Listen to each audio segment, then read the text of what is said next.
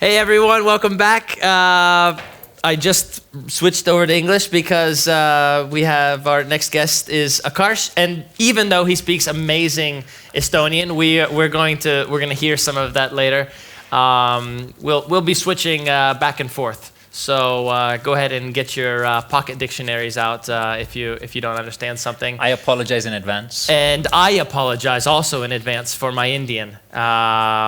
We're gonna try it. No, let's not. Let's not. But anyways, thanks so much for being with us. I am so glad that we found you. And somewhere on the streets. Somewhere out on the streets and just like, hey, come and talk with us. Because we're talking about migration. We're talking about moving from one place to another. And boy, oh boy, you've done a lot of that. So maybe just before we kind of dive into the topic more, well, the topic is what you've been doing with your life. So why don't you kind of give everyone a little bit of a quick maybe overview. Sure. I know that you were born in India, in the most beautiful region in India. The most beautiful, that's important. That is very important. Yes. But I don't know if we want to disclose that information because it could be full of Estonian tourists next summer. So that is true. I don't know. You should think about that carefully. Yeah. First of all, I want to say I'm very excited to be here. I feel no pressure at all because the two people who went ahead of me, like I feel like the underdog, right? Because Chema, I think, has like C2 in Estonian and I have B1. Lisa's been to 56 countries and I've been to 49. So I'm like, I have nothing to lose. So like, no pressure. Dude, 49? You're up there. No, the point is I have no pressure. So I could suck. No way, man. So in terms of my life, actually, it's been a series of migrations. So I was born in India, like I said, and it's along the ocean. And I want to disclose the location because I want people to go there, right? It's very beautiful. So I know that everyone goes to Goa because Goa is super popular. It's the party place. Yeah, let's go there. Yeah. And then you have Kerala, which is the place of Ayurveda, where folks go and get, Ayurvedic stuff done, massages. And Mangalore is this place that's nestled exactly in between the two. So there's Goa, there's Kerala, and then there's like this little place that nobody knows about. It's called Mangalore, which is just as beautiful as Goa. And just as beautiful as Kerala, but nobody really actually knows about it. So that's where I was born. Do you mind just pulling up your microphone just a little bit? Sure. Does that work? Oh, and my microphone. Oh, mine. Oh, yeah. Sorry. It was my. I thought they were. I was like, but see, look at this guy. His microphone is all, and me, And you and me, it's one and the same. It's one and the same. We're one and the same. Yeah. Yeah. Is that better? That's good. Okay, cool. So Mangalore is the place where you were born, and coconut trees. Not to be confused with Bangalore. You got it. We don't want that confusion to happen. Bangalore is IT. Mangalore is chill and hippies. So yes. Okay. So it's funny how. So how far are they from each other? Probably like 17 hours driving. 8-hour drive. Okay, well, pretty close. I just assume that every place in India is like a 20-hour drive. Ages away. Yeah. Oh my gosh. But I mean, I'm gonna try my Estonian around. Yes, please. So Mangalore on ookeani ääres. Yeah. Ja seal on nii palju kookusepuud. Yeah. Ja nii palju kalad. Siis kui sulle meeldib mereanid. Mereanid, jah. Või mereanni kookoskarri. Ja, muidugi! You nailed it. Siis Mangalore on parem koht. Okei. Väga hea. Siis sinna me lähmegi. Ja, siis ma sündinud seal ja ma kasvasin seal ka. Aga palju aastat pärast, 15-16 aastat pärast, minu vanemad tahad migrationid. Jaa, tahtsid rännata. Thank you. Rännata Uus-Meremaalt, siis me käisime Uus-Meremaal. That was my first migration. And so you were 15, 16? 15, 16. Yeah, we were going back and forth because they had businesses. So the transition process was a long process. But I'd started schooling and I actually started my university there straight away, actually. So I finished my schooling and then I started my university and then my parents finally moved.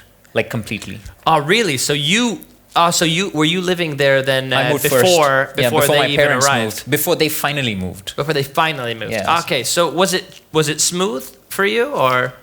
I actually didn't even think about it. I just had to study, and that's all I was focused on. So I just moved. I was staying with a host family, like a perega, and they were just so nice to me, and it just felt like another family. Oh, that's so great. It was super easy. The lady, she had kolm poisid. Yeah. Aga see kolm poisid on suur praegu.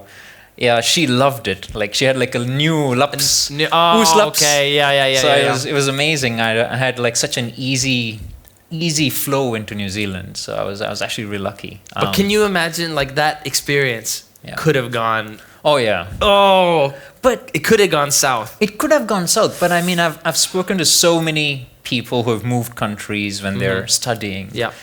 90% of the time you hear great stories. Yeah. It's so rare, maybe even 95. It's so rare that you hear somebody going, I had such a terrible experience and I had to leave. And that's so rare because I feel genuinely most of the people of this world are just really nice people. Yeah. And they want to help everybody. At least that's what I feel. Based on my experiences, everything was just perfect. It's great to assume the nicest of people, right? It's good. I have examples where people have been nice to me, so. So that's where but that's good. Yeah. If that's all you know, then why change your perception or why think of anything less than that? I think that's great. Yep. So you started. What was it like being a university student in New Zealand? It was hectic because I chose robotics, and robotics is a mix of computers and electronics. And I hated mathematics in school. I purely chose robotics because my parents said, you're going to be an engineer. And I was like, okay, I'll be an engineer, sure. And I started the course and I was like, what have I done? Yeah. It's like just math every day. So it was quite stressful. So the moving process was masked by the challenge of education, I feel. So a lot of my time was spent studying. And I also at the same time had a moment of realization. Because in India, your parents take care of you, right? They take care of you. You want food, you want car, you want clothes, everything your parents provide.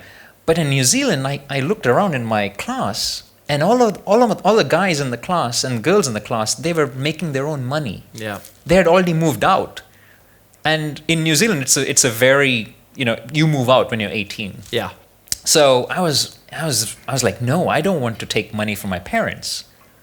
I was like, I want to make my own money. And my dad's like, what do you mean? I'm going to pay for your education. You are not going to work anywhere. And I was like, but Dad, I want to work. And then, so I went and I got myself a job in Wendy's, which is like McDonald's. Wendy's, yeah, right? But a little bit better than McDonald's. Yeah, let's be honest. Exactly. Yeah. I still remember having the conversation with my dad because my dad was on the phone and he's like, what do you mean you're working? I'm like, I took a job. And I was very embarrassed to tell him I took a job because it felt like I shouldn't. Yeah. Right? And this is also the migration. Cultures are different. Mm-hmm.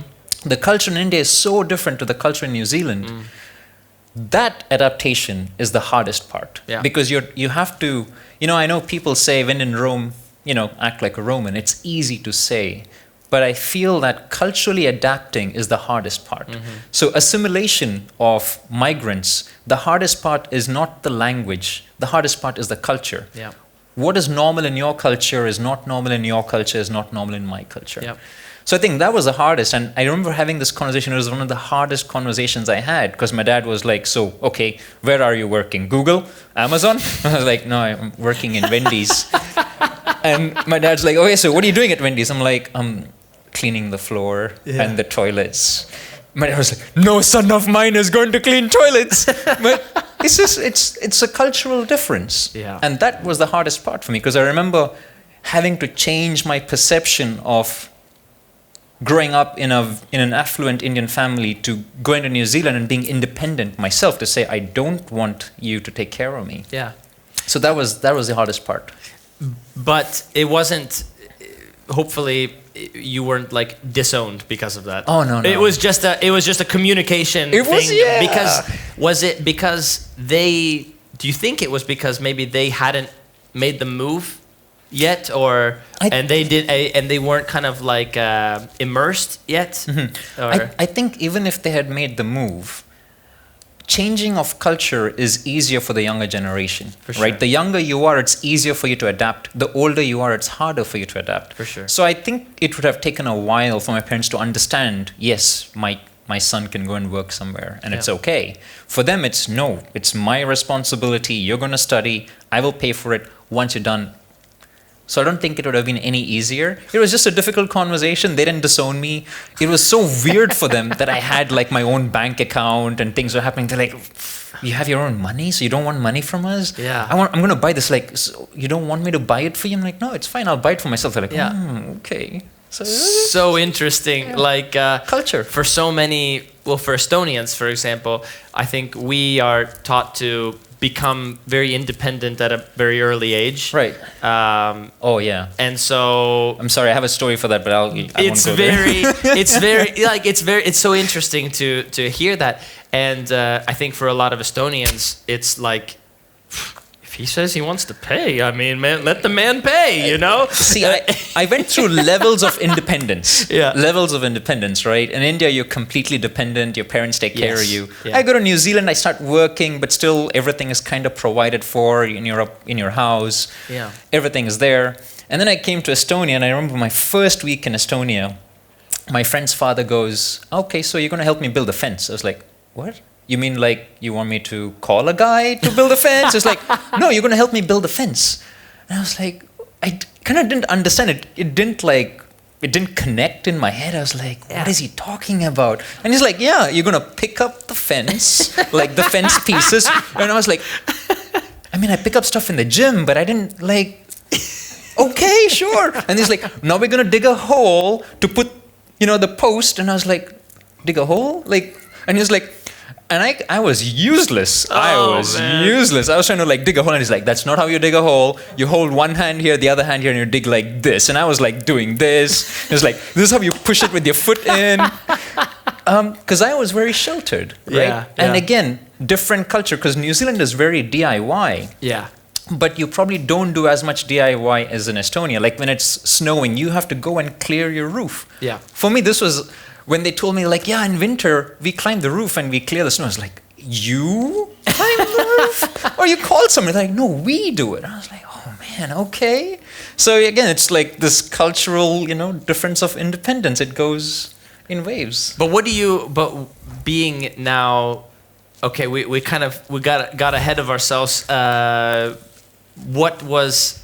So being in New Zealand, you felt like that was the next level of independence. And then how long did it take? How long were you living in New Zealand before you came to Estonia? So from like 17 till the age of 23. Yeah. Okay, cool. 24. And did you? I'm kind of forget how old I am. Did you have any place in between? You were in London, right? Yes, I moved to the UK for a year, and I think someone said the other day that by definition, 1 year if you've stayed, you're a migrant. So I qualify as a migrant in the UK. There you go. But yeah, I moved to the UK. That was in the middle of the recession. Like everything was down. Yeah. And it was tough times. I got to the UK and people were out of jobs. It was the worst time to move. But yeah, I moved to the UK. I was living in London. I was living the dream, like the Kiwi dream, right? If you're from New Zealand, then it's like a dream to go to London, do your overseas experience. Everybody does it. Really? So I was like living the Kiwi dream, but it was in a very shitty apartment in the middle of London. But yeah, I was enjoying that. And again, that was an experience completely different, right? I go from super sunny, hot Mangalore to kind of chilly, cool New Zealand, and then I go to London and I was like, wow, it's like raining all the time. And then I get to Estonia, I'm like, oh, there's no sunlight for like 6 months. So I also went through, this has been such an interesting journey because I went through changes in culture, I went through changes in weather and perception. I was complaining in New Zealand that it was windy and cloudy.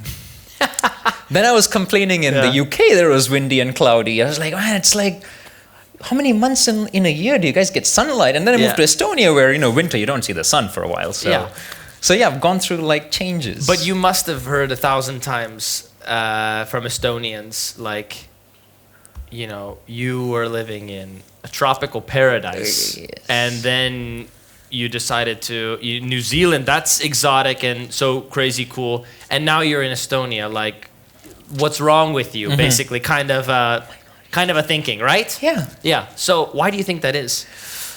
What is wrong with you? I think the grass is always greener on the other side. When you're in New Zealand, you just want to get out because you're so far from everything. When you finish university, every Kiwi wants to leave New Zealand because you want to explore the world. It's called as the OE, overseas experience. Everybody wants to leave. But you only do it for a couple of years, or maybe 5 years, 6 years, maybe 10, depends on the time it takes. Because you also want to build your financials.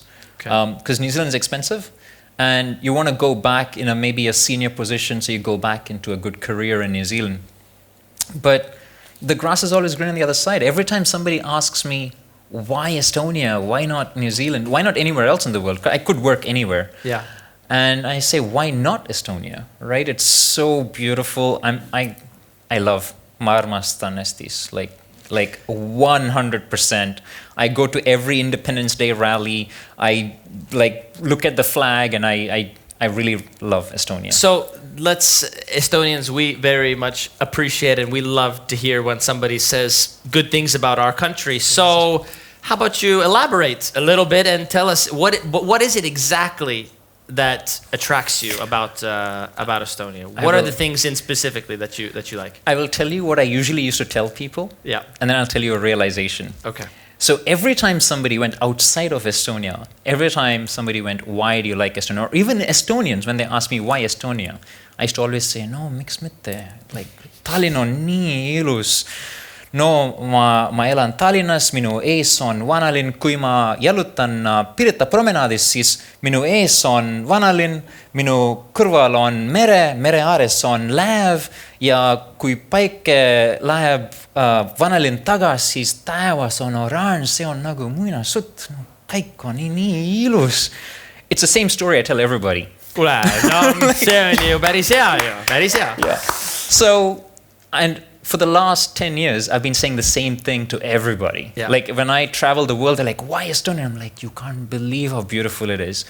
Old Town looks like, Walt Disney Castle. And then when the sun goes, it's like a boat. And then there's a sunset. And then I was in New Zealand 2 years ago. And a uni friend of mine, he asked me, he's like, wow, that sounds amazing. Is it like that every day? And I was like, oh, actually, like for 6 months of the year, I can't walk on Pirita Promenade because there's snow. So I realized that I'd built this picture perfect, in my head, like how beautiful Tallinn is, because I love it so much. I only tell the most beautiful part of Tallinn to everybody who asks me the question. But in reality, that day doesn't exist every day. But that doesn't mean that day doesn't exist. Yeah. That's the day that I enjoy the most about living in Tallinn. So, yeah.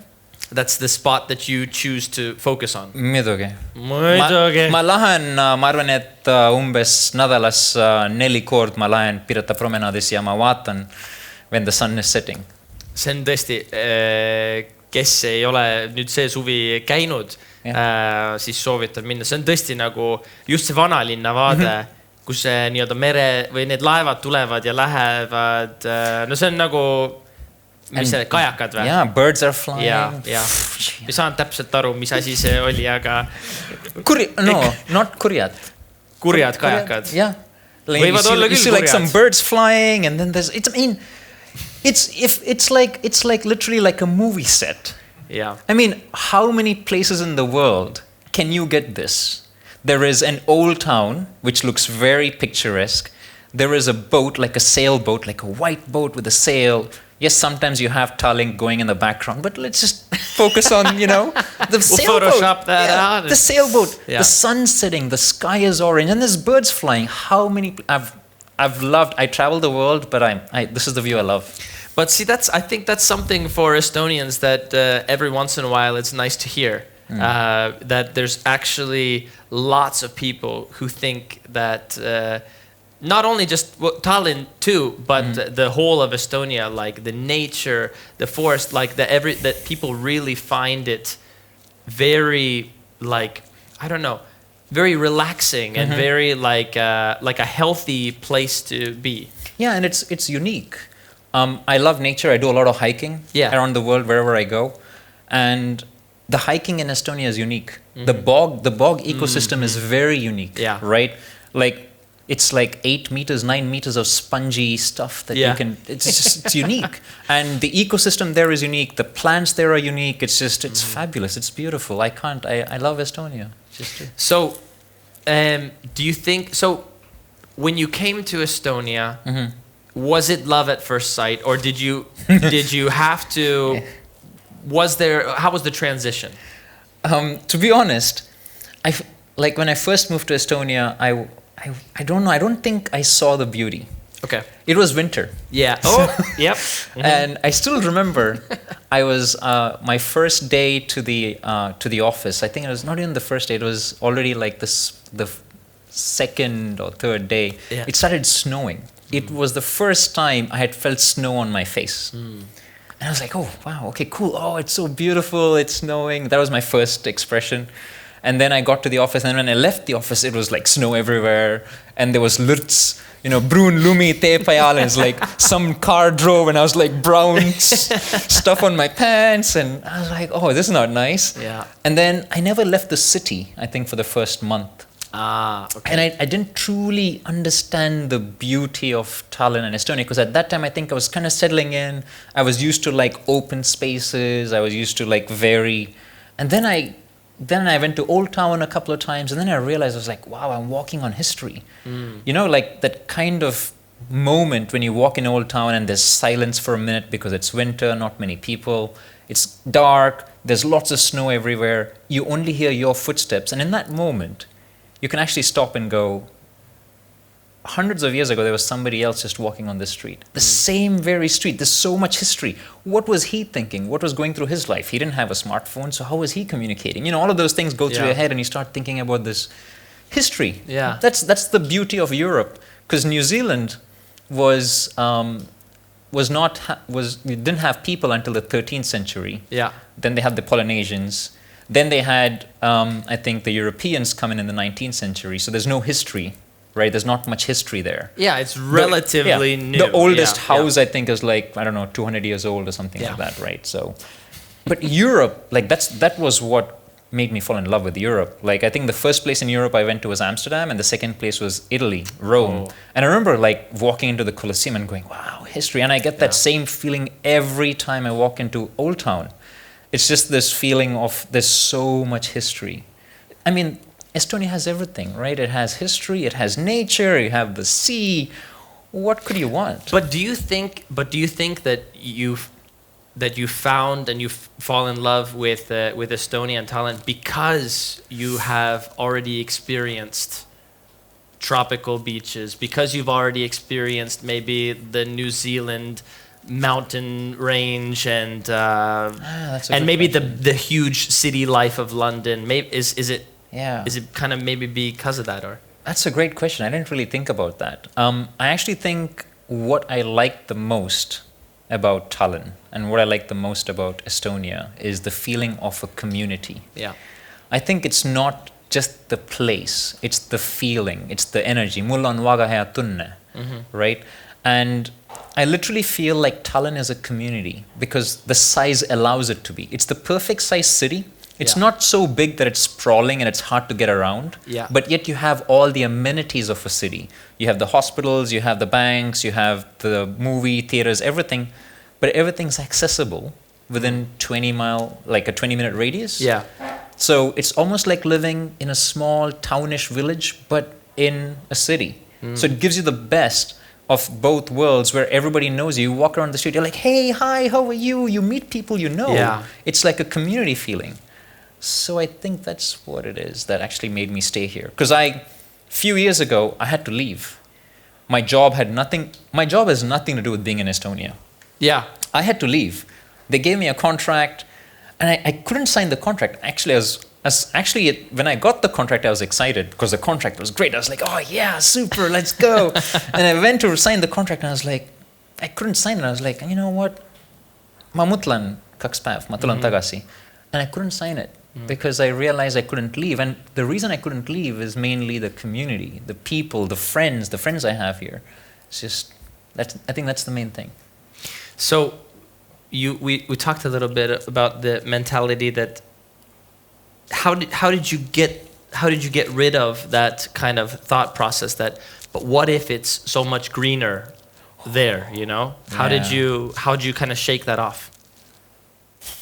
You know, that's actually a very, I would say, like a very deep story. I don't know if you want to get into that. That's so long as well. But in short, somebody who, because my job was mainly operational managing, so I managed large teams across the world, and somebody who worked for me in one of the countries that I managed passed away. And he had a great career. And I was just thinking about it as it happened to him. I was like, your career matters for nothing. You know, once you have a certain level of I guess assets or income, everything else is unnecessary. It's just it's the extra. It's a bonus. Yeah. Yeah, it's the bonus. And when I looked at what happened to him, and I thought to myself, like, do I really just want to keep chasing a career or chase different countries? You know, you sort of learn to be content. Yeah. And then you start to look around you and you start to see the beauty in the things around you. And I think it was at that point where I kind of realized I don't want to chase things. I don't want to keep moving like from place to place chasing things. Yes, I travel, but it's great for a vacation. Because places, there are always beautiful places. There are, like you said, mountains, there are rivers, there are fjords, there are deserts. It's great. Go there, come back. What really matters is a home. Yeah. A location that you call a base, where you have a support system and you have people around you. And I'm lucky enough to have a support system in 3 countries. But I like the support system I have in Estonia, Tallinn. So why go elsewhere? That is huge. Like, that's kind of like mind-boggling. I think that experience that you had and the place where you are right now. I don't know. I definitely don't have all the answers, but I feel like if you have the kind of attitude where you learn to be content with what you have, and you learn to see the value in kind of the people in the community around you more than what am I accumulating for myself, you know, and more of like, what is the value that I'm giving the people around me? I just feel like that's, oh man, that's like you just unlocked something, you know? I feel like that's and when is it healthy, enough? That's also what I ask, because when often people say, well, I want to leave Estonia, and I'm like, why? Like, what is missing? Yeah. What is it that you're seeking? Like, why do you want to leave? And when is it going to be enough? Yeah, exactly. When are you going to be content? Exactly. And we all know the answer is that never. If you don't change your mindset, then you will never, accumulate enough to be able to get there. Yeah. Oh man, I love it. Do we have any questions from the audience or from our online watchers? I'll go first. Yeah. Your story sounds really like a fairy tale, to be honest. It sounds too good to be true. Have there been any bumps on the way? Okay, so the question was, any bumps on the way in your story? Most of my bumps have been physical injuries. I have spent a lot of time in the hospital because I love doing activities. And I think the biggest bumps for me in my life have been just, I can't, if kui mina ei saa liigu, siis elu on jälle hea. Siis the biggest bump for me has been like spending time in the hospitals, because that's the worst. But I have to admit, I've been extremely lucky from my childhood till now. Everything's been good. Everyone's been so good to me. I love the people in Estonia. Everyone's been so nice to me. For example, I go horse riding to in a stable in Mariama. The stable owner is so nice to me. She just says like, take this horse. Like, yes, ride this. Like, there are so many such examples where people are just so genuinely nice. Yeah. So I've been very lucky. I haven't had any major bumps in life, I think. I think that wait, touch wood. Where is wood? No, we don't believe in that. I think it's more of like, what's the light that you're projecting, also to the people around you. I think that you're the type of person, you just, everywhere you go, you're projecting so much light that everyone around you can't even can't be any other way. You know, I Thank think you. that's. I'm going to say that the truth. next time somebody asks me. Like, Good. It sounds way cooler than my answer. No, I just kind of I feel it. Yeah. You know, so that's what I think. Mm-hmm. Any other questions? What's your next big plan? Oh, hey, Wow. wow. Well, my next big plan, I've kind of decided to stop. I've decided to take a break from traveling for now.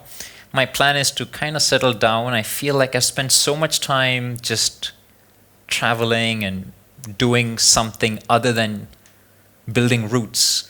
Even though Estonia is my base, Yeah. I'm constantly chasing. I want to see, I have FOMO, Yeah. so fear of missing out. Yeah. I'm like, if I see somebody post about, I don't know, something like, oh, I want to go there. Yeah. So I think my next big plan is to really settle down and, I don't know, maybe have a family. It's a pretty big plan. That's Just very, from a career perspective, I'm happy. I don't feel I need to chase anything, so I'm good. that's a great answer. Are you content with that answer? I am. But I thought There was I some thought doubt. I thought maybe she was expecting something different, or. I knew it already. Oh, you are. Oh, okay. It was a leading question. Okay. Well, I'm glad that you did. Thanks so much for. Oh, you bet. But before we end, I just have to ask. Okay, yeah, go ahead. I want to ask. Yeah. You've said that people are really nice to you, but do you have any kind of examples from Estonia that people haven't been nice to you? Because I mean, there are a lot of different people around.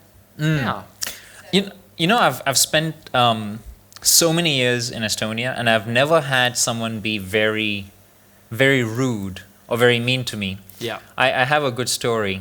I don't know if I have 5 minutes. I'm going to tell Yeah. the story. Go for it. So, one of my friends came back to Estonia. So she's Estonian, but she was not living in Estonia for a while. She was studying in Spain. She came back. Every Estonian Independence Day, I go and I celebrate. I watch the parade. And that day I missed it for some reason. I think I had work or I was doing something. In the evening, she said, hey, let's go. There's something happening in the evening. Let's go. I was like, oh, cool, let's go. So we went, and there were like a whole bunch of people there, and we went with the group. And at some point, they were saying, Eesti Eest, and I was like, yep, Eesti Eest. And I was in the front row. I was like, yes, Eesti Eest. And then Yeah. they had a torch. You know, you light the torch on fire. Yeah. I lit the torch on fire, and I was Oh, like, boy. Eesti Eest. And I was in the front. Oh boy. And you know, they have these little like stone pigeons in Old Town. I was standing on top of the stone pigeons. I was taking pictures, and I was like, yeah, waving at people. And at some point, I stopped in Raikoja Platz. And in Raikoja Platz, when I stopped, a person came up to me and said, hey, like, what are you doing here? And I was like, what do you mean? I'm celebrating Estonian Independence Day. And they said, no, yeah, that's great. You can celebrate Estonian Independence Day. But why are you celebrating it with EKRE, who is marching against you? And I was like, oh. And then the guy said, by the way, those guys you see are sons of anarchy or whatever that was, they had like leather jackets, they looked tough as. And I was like, oh, crap, I did not know. But here's the funny thing. No one was rude to me, right? No one said anything bad to me in that march. They just, at the end when I was walking, like a gentleman walked up to me and he challenged my views. We had a good conversation, but he wasn't rude to me. Yeah. I think it's also a lot about what you project. And I guess if you're confident and, if you kind of stand your ground, I don't think anyone's going to bully you. Yeah. I really haven't had a bad experience. I've had like somebody drunk on street saying Italia Mace, like trying to talk to me in Italian. But other than that, I haven't had any If bad that's the worst, then that's pretty all right. I was kind of insulted, but it's okay. Yeah. Like, not kidding. But there are worse names you can be called than Yeah. Italian. I haven't had bad experiences. I'm so thankful That's so to great. everybody in Estonia. Like I've never had a bad experience. That's so great. That's why I think it's important that we talk about these kind of topics, and it's important that we hear people's stories and see just like what are the individual paths that people's lives have taken that have brought them into this moment. And I don't know, and even like as a country, as a people, to kind of see what are the values that we can bring or that we can give, as a country to the people who are, looking for whether it's refuge or whether they're looking just for a change of scenery or whatever it is that they're looking for. What is the value that we can offer them? Yeah, so I think it's great. If you think about it, like the world really has no borders, right? Borders is what was drawn by us, by humans. There is no line in the sand that says this is Estonia, this is Latvia, this is Lithuania. We kind of drew it. So and with the globalization, people move around, and I think this is one of the best times to live. We heard Lisa before talking about how she was traveling the world. That wasn't possible, some years ago during the Soviet era. Like people couldn't. We're living in this wonderful, beautiful time where people can move around, and migration should be happening. Because we should have cross-pollination of ideas, cross-pollination of culture, cross-pollination of food. Oh my God! It enriches everybody, exactly. And hearing your story and seeing kind of like just the healthy attitude towards life that you have, and I can't help but think that comes from all of these different places, and now it's making you who you are right now. So thanks so much for having this important conversation with us. Aitäh kõikidele vaatajatele ka samamoodi, et olete meiega kaasas olnud sellel teekonnal. Väga olulised teemad. Õppige ikka alati inimese lugu tundma, enne kui mõistate kellegi üle kohut. Mina ütleks küll, et parem nii-öelda on õhutada siis vestlusi, kui õhutada viha. Nii et tehke ikka edaspidi ka seda. Anything else you want to add before I give you your gift bag? I was actually waiting. I was like, is he wrapping up and not giving me the gift? Yeah. What's the deal? What's the deal, man? No, I just want to say I'm really happy to have been here. And I really do hope that folks take some time to think about migration, how important it is. Because there are some countries that embrace migration. For example, New Zealand embraces migration, and they have for the last, I think, 20 years or 2 decades. But there are some countries that don't. And today we are seeing an increase of right-wing parties gaining popularity.